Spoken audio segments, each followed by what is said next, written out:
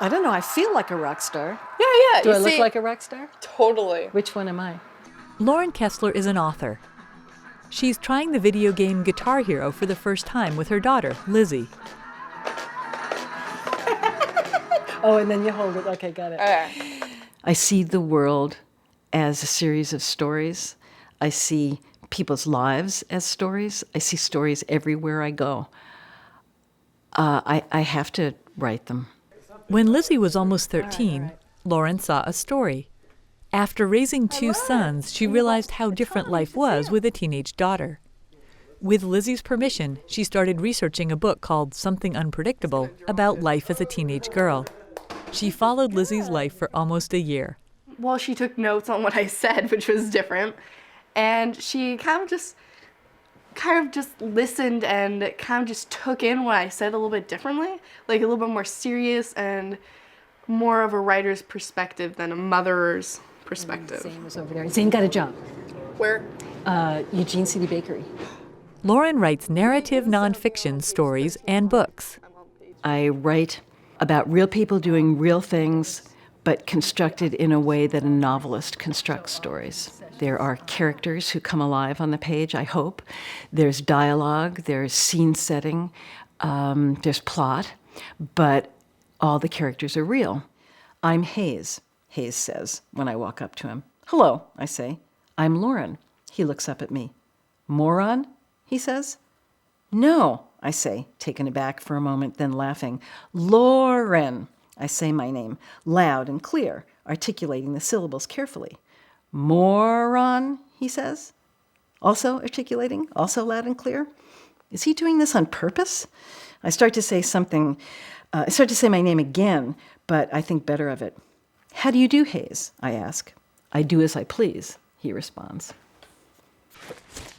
This is, after all these years, the first real book that I wrote. This is the book that was chosen to be the Oregon Reads selection to celebrate the 150th birthday of our state.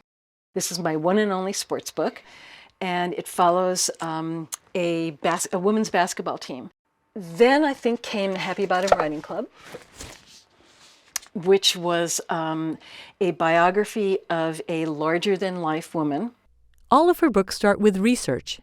She searches the internet, interviews experts, and immerses herself in the topic.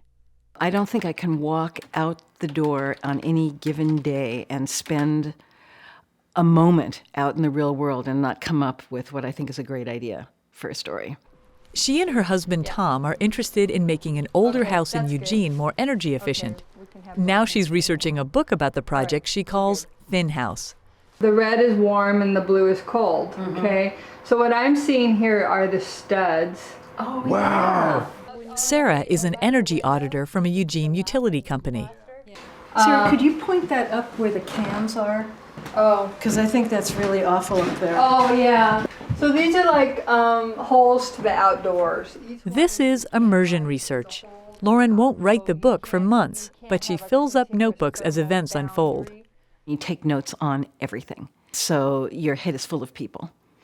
And then when you sit down and take a deep breath and think about where's this story going and what does the reader need and want to know. And sometimes it's characters, sometimes it's a scene, sometimes it's a piece of dialogue, but it all has to work to keep the reader engaged. Keeping the reader engaged means gathering piles of information. So I finished my research, and this is my research.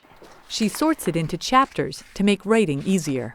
This system works for me because it allows me just to visualize the whole book in front of me. Eventually, all the research and prep work culminate in her favorite part, the writing. Lauren knew she wanted to be a writer in the 5th grade. After college, she spent 8 months as a newspaper reporter before she reached a personal crisis. I was on my lunch break from my newspaper job, and I went into the back of the van, and I sat in the back of the van, and I cried for about 45 minutes. And then I made my decision. That decision led to her career as an author of nonfiction books and stories. When I first started doing this sort of writing, like, oh boy, I could use all this description that I couldn't use back as a reporter. She also teaches writing workshops at the University of Oregon. One of the things that is hardest for people who are not writers is that sometimes they don't see the art in it, because nonfiction can be thin thighs in 30 days. I mean, self-help is nonfiction. Cookbooks are nonfiction. I write for the ear, even though I'm supposedly just writing for the eyes. I write for the ear all the time. I pay attention to choosing individual words, not just because of their meaning, but because of their sound. And I'm very interested in the rhythm of sentences. I think that rhythm in prose is a wonderful thing. There's something about me and words and images and capturing moments. And that's just who I am.